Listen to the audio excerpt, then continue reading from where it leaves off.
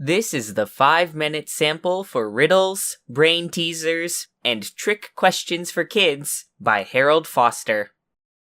This audiobook released on April 10th, 2019. Now, if you ever need the definition of a learning experience, this audiobook is definitely it.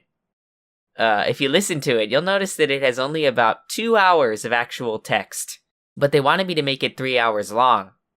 And because of this was the first title where I really started to pay attention to how the length of a production affects its price. On Audible, of course. And this went into the selection of books moving forward really heavily. It really impacted all the books that I did after this. I did some short books, I've done some long books, but I learned from this book that if you're going to do any title, you want to do a title where you're getting what you deserve out of your time invested, which is especially true here because I only did about 2 hours of production. 2 hours worth of production, I mean. But I ended up getting paid for 3 hours because all I had to do was space it out correctly. And I know that sounds kind of messed up, but the extra length wasn't just for monetary reasons. I am a quick reader.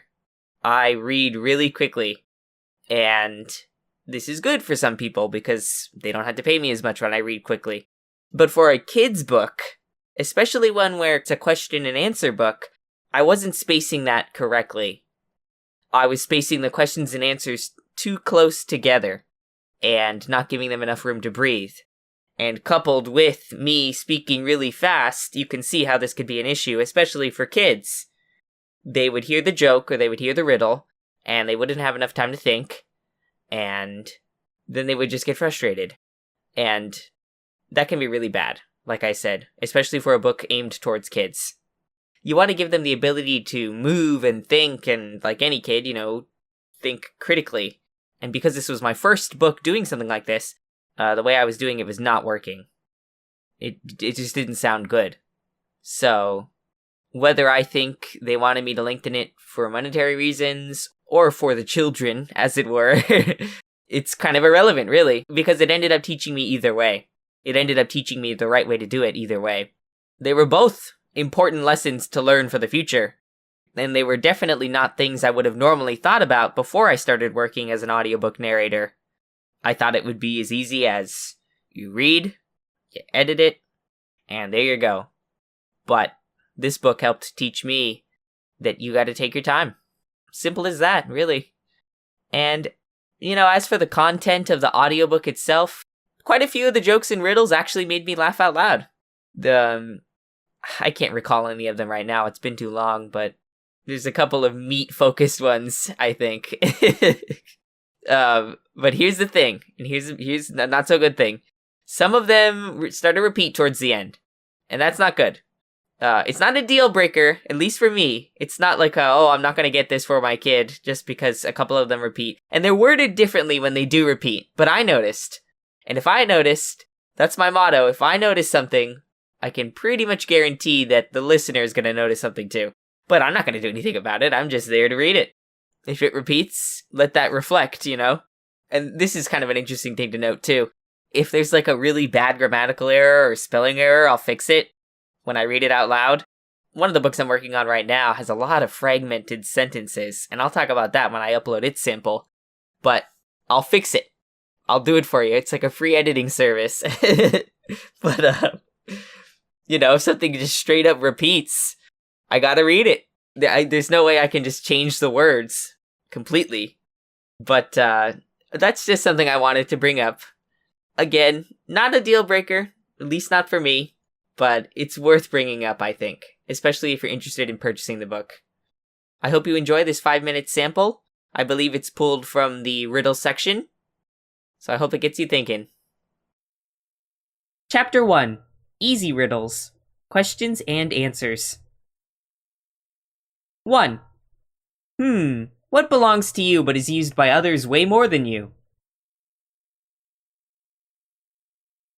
Why, it's your name, of course.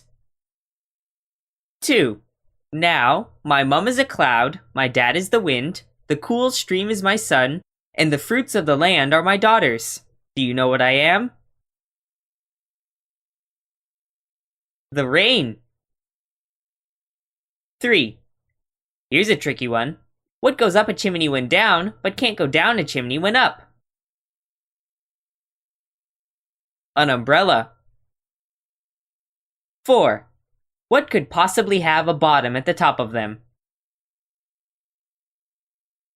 Your legs. 5. What has lots and lots of holes, but can still hold a lot of water? A sponge, silly. 6.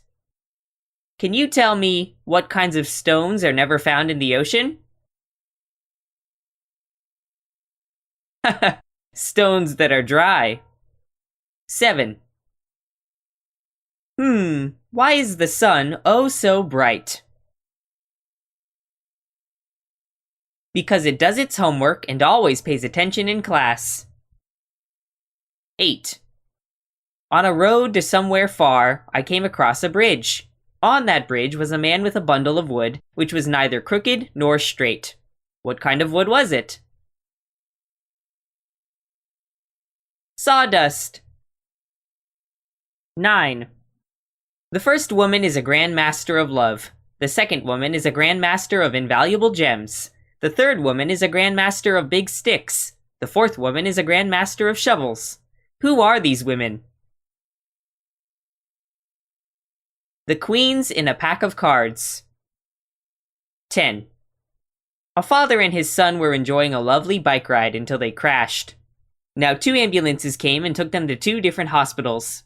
Now the man's son was in the operating room when the doctor suddenly said, "I cannot possibly operate on you. You are my son. Tell me, how is this even possible?" Did you get it? The doctor was his mum. 11. The Livingston family is wealthy and lives in a large, circular home. One morning, Mr. Livingston wakes up to find a big stain of fig jam on his lovely white carpet. Realizing that everyone had fig and toast that morning, he sets about asking everyone in the house what they were doing. Based on the excuses, can you tell who was lying? William said, "I was playing football in the driveway." Mrs. Livingston said, "I was cleaning the corners of the house. They were filthy." The chef said, "I was preparing tonight's roast, sir." Who had the dodgiest excuse? It was Mrs. Livingston. The Livingston home is round, so it has no corners. 12. One night, a pastry chef, a farmer, and a chandler go to a local inn. When they finish eating, 4 people pay. Tell me, who is the 4th person? Was it knight with an N or knight with a KN? Because if it was knight with a KN, that would mean a knight, a butcher, a baker, and a candlestick maker went to the inn. That would make it 4 people. 13. What instrument can you hear perfectly fine but can never see? It's your voice. Try singing.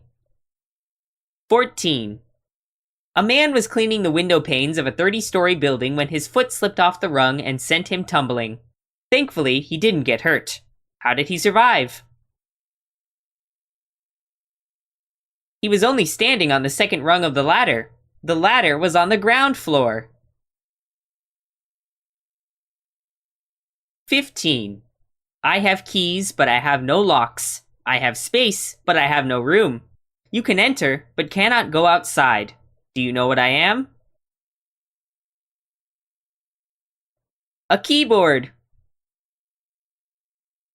A link to purchase Riddles, Brain Teasers, and Trick Questions for Kids is in the description below. This title was a pay-for-hour production, so I do not make money from any purchases. Thanks for listening.